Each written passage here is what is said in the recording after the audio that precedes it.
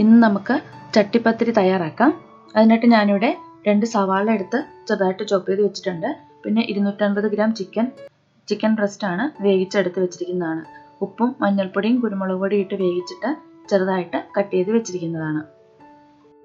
പിന്നെ ഇതിലേക്ക് ചേർക്കാനായിട്ട് 3 പച്ചമുളക് കട്ട് ചെയ്തതും കുറച്ച് കറിവേപ്പിലയും 1 കഷ്ണം ഇഞ്ചി ചെറുതായിട്ട് കട്ട് ചെയ്തതും 3 വെളുത്തുള്ളി അല്ലിയും എടുത്തിട്ടുണ്ട്. ഇനി നമുക്കിതെങ്ങനെയാണ് തയ്യാറാക്കുന്നതെന്ന് നോക്കാം.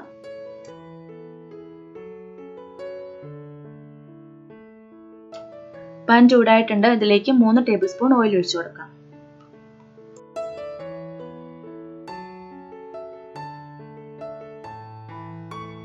ഓയിൽ ഇപ്പോൾ ചൂടായിട്ടുണ്ട്. ഇതിലേക്ക് നമ്മൾ എടുത്തു വെച്ചിരിക്കുന്ന വെളുത്തുള്ളിയും ഇഞ്ചിയും പച്ചമുളകും കറിവേപ്പിലയും കൂടി ഇട്ട് കൊടുക്കാം.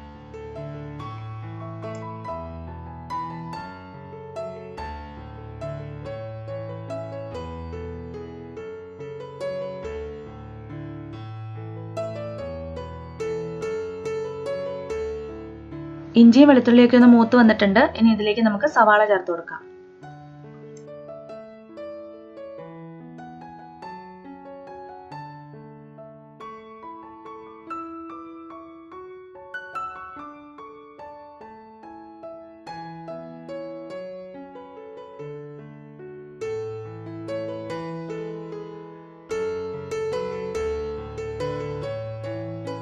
അല്പം ഉപ്പ് കൂടി ചേർത്തിട്ട് സവാള നമുക്ക് നന്നായിട്ട് വഴറ്റിയെടുക്കാം.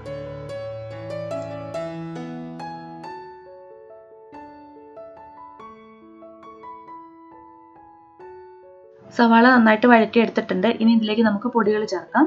1/4 ടീസ്പൂൺ മഞ്ഞൾപ്പൊടി ചേർക്കാം. 1 ടീസ്പൂൺ മുളക് പൊടി ചേർക്കാം. 1 ടീസ്പൂൺ മല്ലിപ്പൊടിയും 1 ടീസ്പൂൺ ഗരം മസാല പൊടിയും 1/2 ടീസ്പൂൺ കുരുമുളക് പൊടിയും കൂടി നമുക്ക് ഇതിലേക്ക് ചേർക്കാം. എന്നിട്ട് പൊടികളെല്ലാം പച്ചമണം മാറുന്നവരെ നന്നായിട്ട് വഴറ്റിയെടുക്കാം.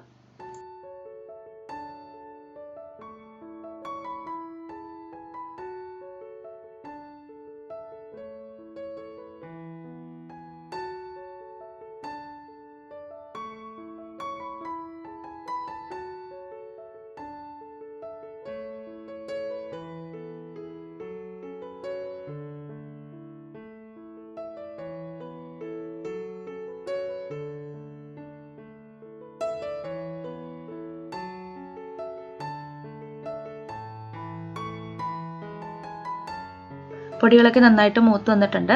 ഇനി നമുക്കിതിലേക്ക് നമ്മൾ നേരത്തെ വേവിച്ച് വെച്ചിരിക്കുന്ന ചിക്കൻ ചേർത്ത് എല്ലാം കൂടി നന്നായിട്ടൊന്ന് മിക്സ് ചെയ്യാം.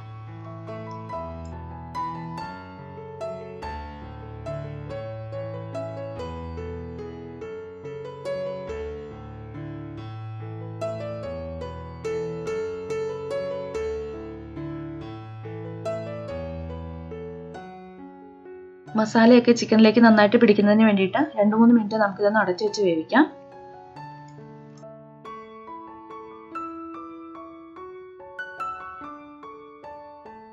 നമ്മുടെ ചട്ടിപ്പത്തിരിക്ക് ആവശ്യമായിട്ടുള്ള ചിക്കൻ ഇപ്പോൾ റെഡി ആയിട്ടുണ്ട്. ഇത് നമുക്ക് മാറ്റി വയ്ക്കാം. ഇനി നമുക്കിതിലേക്ക് ആവശ്യമായിട്ടുള്ള പത്തിരി തയ്യാറാക്കാം. അതിനായിട്ട് ഞാനിവിടെ 1 കപ്പ് മൈദാ മാവ് എടുത്തിട്ടുണ്ട്. ഇതിലേക്ക് 1 ടേബിൾ സ്പൂൺ ഓയിലും പാകത്തിനുള്ള ഉപ്പും ചേർത്തിട്ട് ആവശ്യത്തിനുള്ള വെള്ളം ഒഴിച്ച് നന്നായിട്ടൊന്ന് കുഴച്ചെടുക്കാം. ചെറിയ ചൂടുവെള്ളം ഒഴിച്ചിട്ടാണ് ഇത് കുഴച്ചെടുക്കുന്നത്.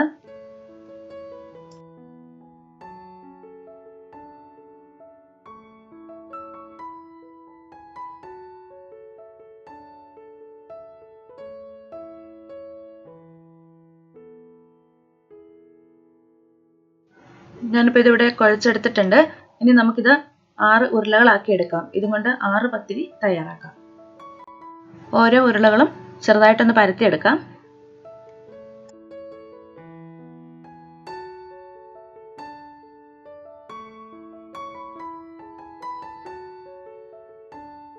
ഒരെണ്ണം പരത്തിയിട്ട് മാറ്റി വെക്കാം. ഇതേപോലെ തന്നെ വേറെ ഒരെണ്ണം കൂടെ നമുക്ക് പരത്തിയെടുക്കാം.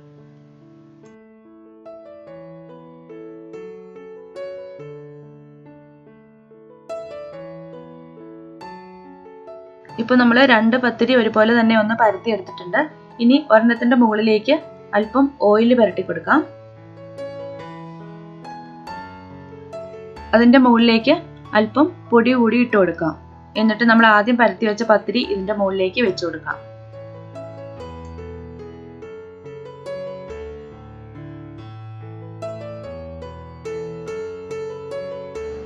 ഇത് രണ്ടും കൂടി നമുക്ക് കനം കുറച്ച് നന്നായിട്ട് പരത്തിയെടുക്കാം.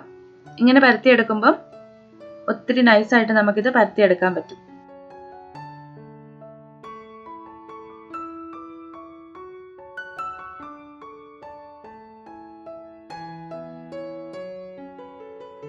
നമ്മൾ ചട്ടിപ്പത്തിരി ഉണ്ടാക്കുന്ന പാത്രത്തിൻ്റെ ആ അളവിൽ വേണം നമ്മളിത് പരത്തിയെടുക്കാനായിട്ട്. അതിനായിട്ട് പാത്രത്തിൻ്റെ അടപ്പ് വെച്ച് നമുക്കതിൻ്റെ അളവൊന്ന് കറക്റ്റായിട്ട് നോക്കാം.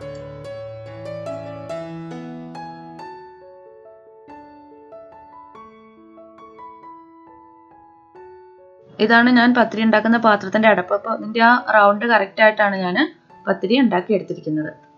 ഇതുപോലെ തന്നെ നമുക്ക് ബാക്കിയുള്ള പത്തിരിയും കൂടെ പരത്തിയെടുക്കാം.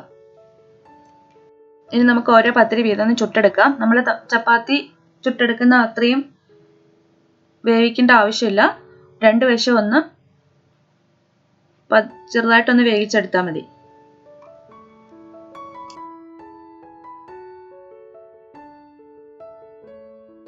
നമ്മളിപ്പോൾ പത്തിരി എല്ലാം തയ്യാറാക്കി എടുത്തിട്ടുണ്ട്. നമ്മൾ 2 പത്തിരി വീതമായിരുന്നു ഒരുമിച്ച് വെച്ചിട്ട് തയ്യാറാക്കിയത്. അപ്പോൾ നമ്മൾ നടുവിൽ ഓയിലും പുരട്ടിയിട്ട് പൊടിയൊക്കെ ഇട്ട് കൊടുത്ത് നമുക്കത് ചുട്ട് കഴിയുമ്പോൾ 2 എണ്ണം ആക്കി എടുക്കാൻ വേണ്ടിയിട്ടായിരുന്നു. അപ്പോൾ നമുക്കത് ഈസി ആയിട്ട് 2 ആയിട്ട് എടുക്കാം. ഇതാ ഇതുപോലെ സൂക്ഷിച്ച് ഒന്ന് പൊളിച്ചെടുത്താൽ മതി. നമുക്ക് വളരെ കനം കുറഞ്ഞ 6 പത്തിരി ഇപ്പം കിട്ടിയിട്ടുണ്ട്. ഇനി നമുക്ക് ഇത് വെച്ചിട്ട് ചട്ടിപ്പത്തിരി എങ്ങനെയാണ് തയ്യാറാക്കുന്നതെന്ന് നോക്കാം.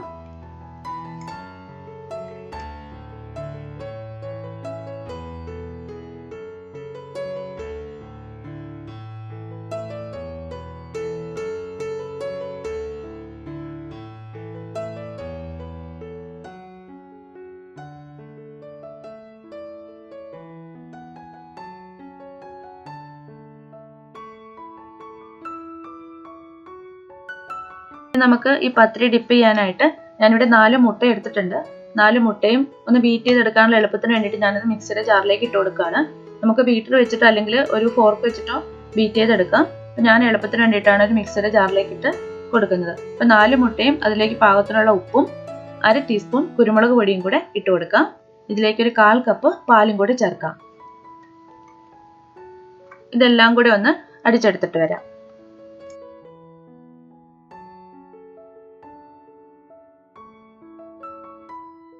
നമ്മളിത് നന്നായിട്ട് അടിച്ചെടുത്തിട്ടുണ്ട്. ഇനി നമുക്ക് പത്തിരി തയ്യാറാക്കാം. ഞാൻ ഈ പാത്രത്തിലാണ് ചട്ടിപ്പത്തിരി തയ്യാറാക്കുന്നത്. ഇതിലേക്ക് അല്പം ഗീ പുരട്ടി കൊടുക്കാം. ഇനി ഓരോ പത്തിരിയും എടുത്തിട്ട് നമ്മൾ നേരത്തെ ഡിപ്പ് ചെയ്യാനായിട്ട് തയ്യാറാക്കിയ എഗ് മിൽക്ക് കൂട്ടിൽ ഒന്ന് മുക്കിയിട്ട് ഈ പാത്രത്തിന്റെ അടിയിലേക്ക് വെച്ച് കൊടുക്കാം. അപ്പം നമുക്ക് ഫസ്റ്റ് ലെയർ വെച്ച് കൊടുക്കാം.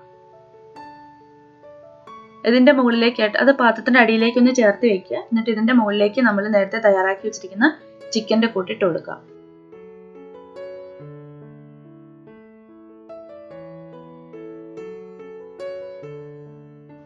ഫില്ലിങ് വെക്കുമ്പോൾ ഇത്തിരി നന്നായിട്ട് തന്നെ വെച്ച് കൊടുക്കണം. ഒരു ലെയറിൽ ഫില്ലിങ് വെച്ചതിന് ശേഷം നമുക്ക് അടുത്ത പത്തിരി എടുത്തിട്ട് ഇതുപോലെ തന്നെ ഇതിൽ ഡിപ്പ് ചെയ്തിട്ട് ഈ ഫില്ലിങ്ങിന്റെ മുകളിലേക്ക് വെച്ച് കൊടുക്കാം. ഇതിന്റെ മുകളിലേക്ക് നമുക്ക് വീണ്ടും ചിക്കന്റെ കൂട്ടിട്ട് കൊടുക്കാം. പിന്നെ ഞാൻ ഇതിലേക്ക് വെക്കാനായിട്ട് 2 മുട്ട ഒന്ന് ബോയിൽ ചെയ്തിട്ട് ഒന്ന് സ്ലൈസ് ചെയ്തെടുത്തിട്ടുണ്ട്. അത് ഓപ്ഷണലാണ്, ആവശ്യമുണ്ടെങ്കിൽ മാത്രം വെച്ച് കൊടുത്താൽ മതി. ഓരോ ലെയറിലും 2-3 സ്ലൈസ് വീതം മുട്ടയും കൂടി ഞാൻ വെച്ച് കൊടുത്തിട്ടുണ്ട്. ഇതിപ്പോൾ ഞാൻ 5ാമത്തെ ലെയറും വെച്ചിട്ടുണ്ട്. ഇനി ബാക്കിയുള്ള ചിക്കൻ്റെ ഫില്ലിംഗ് എല്ലാം കൂടി നമുക്ക് ഇതിൻ്റെ മുകളിലേക്ക് ഇട്ട് കൊടുക്കാം. എന്നിട്ട് ലാസ്റ്റ് പത്തിരി കൊണ്ട് നമുക്ക് ഇത് കവർ ചെയ്ത് വെക്കാം.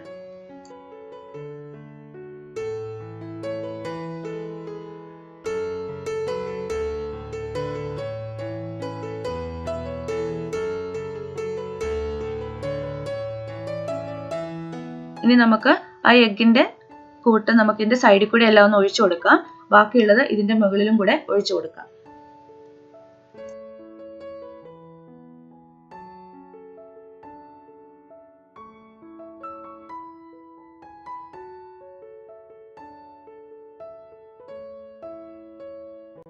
ഇനി ഇത് അടച്ചു വെച്ചിട്ട് ഒരു 3-4 മിനിറ്റ് ഹൈ ഫ്ലെയിമിൽ വെക്കാം. അതിനുശേഷം പഴയ ഒരു പാത്രത്തിലേക്ക് ഇത് മാറ്റി വെച്ചിട്ട് ലോ ഫ്ലെയിമിൽ വെച്ചിട്ട് നന്നായിട്ട് വേവിച്ചെടുക്കാം. ഡയറക്റ്റ് സ്റ്റവിന്റെ മുകളിൽ വെച്ചാൽ അതിന്റെ അടിഭാഗം കരിഞ്ഞു പോകും. അതുകൊണ്ട് ഇതുപോലെ പഴയൊരു പാത്രത്തിന്റെ അകത്തേക്ക് വെച്ചിട്ട് വേവിച്ചെടുക്കാം. ഇപ്പം നമ്മുടെ ചട്ടിപ്പത്തിരി പാകമായിട്ടുണ്ട്. ഇത് സൈഡിൽ നിന്നൊക്കെ വിട്ട് വരുന്നൊരു പാകമായിട്ടുണ്ട്. ഇനി നമുക്കിത് വേറൊരു പാത്രത്തിലേക്ക് ഒന്ന് മാറ്റാം. ഇതിന്റെ മുകളിലേക്ക് വേറൊരു പാനൊന്ന് കമഴ്ത്തി വെച്ചിട്ട് നമുക്ക് അതിലേക്ക് ഇതിനെ മാറ്റാം. ആ പാത്രത്തിലും ഞാൻ അല്പം ഗീ പുരട്ടിയിട്ടുണ്ട്. ഇതിന്റെ മുകൾ വശം കൂടെ ഒന്ന് നന്നായിട്ട് വേവിച്ച് എടുക്കുന്നതിന് വേണ്ടിയിട്ടാണ്. ഒരു 5 മിനിറ്റ് നമുക്കിതൊന്ന് അടച്ചു വെക്കാം. ലോ ഫ്ലെയിമിലാണ് ഞാൻ വെച്ചിട്ടുള്ളത്. ഇപ്പോൾ നമ്മുടെ ചട്ടിപ്പത്തിരി റെഡി ആയിട്ടുണ്ട്. ഞാനിതൊരു സെർവിങ് പ്ലേറ്റിലേക്ക് മാറ്റിയതാണ്. നമുക്കിതൊന്ന് കട്ട് ചെയ്തെടുക്കാം. നമുക്ക് വളരെ ഈസി ആയിട്ട് വീട്ടിൽ തന്നെ തയ്യാറാക്കി എടുക്കാവുന്നതേ ഉള്ളൂ. നിങ്ങൾ എല്ലാവരും ഒന്ന് തയ്യാറാക്കി നോക്കുക. ഡീറ്റെയിൽ ആയിട്ട് ഇത് ഉണ്ടാക്കുന്നത് പറഞ്ഞതുകൊണ്ടാണ് വീഡിയോയുടെ ലെങ്ത് കുറച്ച് കൂടിയത്. ഇന്നത്തെ റെസിപ്പി നിങ്ങൾക്ക് എല്ലാവർക്കും ഇഷ്ടമായെന്ന് വിചാരിക്കുന്നു. വീഡിയോ ഇഷ്ടമായെങ്കിൽ നിങ്ങളുടെ കമൻസ് ഒക്കെ ഒന്ന് അറിയിക്കുക. പുതിയൊരു റെസിപ്പിയുമായിട്ട് നമുക്ക് വീണ്ടും കാണാം.